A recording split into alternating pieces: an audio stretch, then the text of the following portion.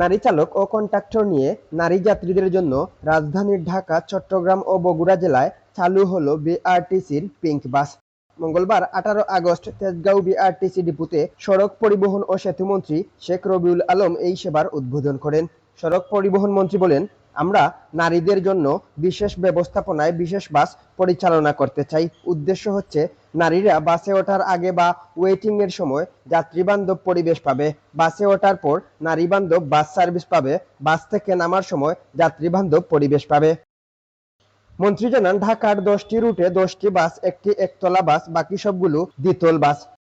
চট্টগ্রামে একটি রুটে 2টি দ্বিতল বাস ও বগুড়ার 2টি রুটে 2টি দ্বিতল বাস চলবে, অর্থাৎ 13টি রুটে 14টি বাস চলবে।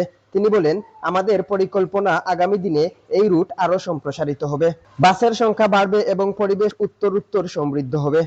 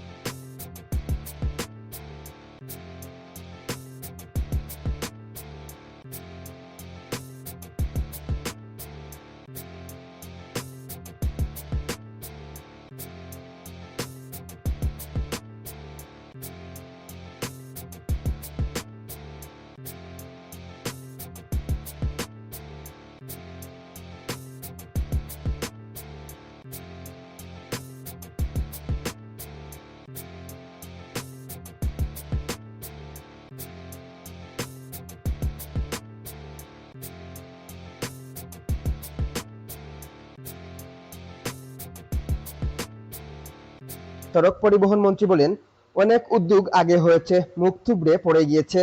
এমনও হয়েছে 6 মাস পরে গিয়ে আর অস্তিত্ব খুঁজে পাওয়া যায় নাই। সেটা এই সরকার হতে দেবে না। এই উদ্যোগ ধরে রাখা, টেকসই রাখা, সমৃদ্ধ ও প্রসারিত করা চ্যালেঞ্জ। সেই চ্যালেঞ্জ নেওয়ার জন্য এই মন্ত্রণালয় প্রস্তুত আছে। আমিও আমার টিম প্রস্তুত আছি। এম কে তুহিন, আধুনিক কাগজ।